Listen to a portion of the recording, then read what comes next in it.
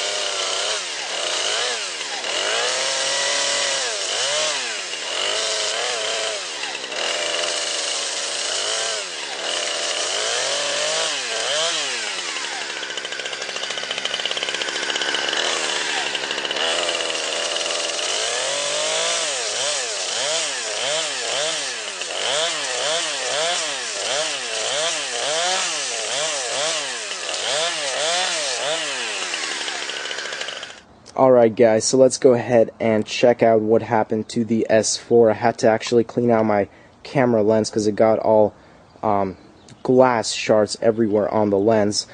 So I haven't touched anything. I'll just show you guys what happened. You could see the front end of the Galaxy S4 screen that I went ahead and chopped off. There's the camera.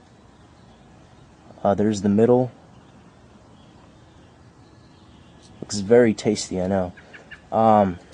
That's the front end. This is what I was working on. The last shot, you guys can see I was going through right on this side and then in the middle. Let's go ahead and see what else we have here.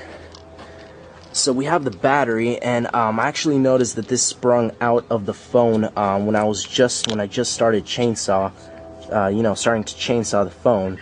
This actually just, flew all the way onto here from all the way there. Looks like we have a piece of the case, or the back cover. A whole bunch of just scrap metal. What is this? Quite possibly the SIM card holder or tray, whatever. I don't know. Oh my god. So here's the side view. There's like a wire sticking out of the phone. I'm not sure what that is.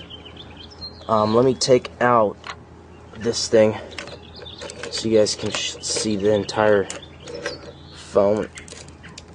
Okay. So, here's the phone. Oh, okay, so wow, the button still works perfectly fine. And clickable. This looks pretty cool if you think about it.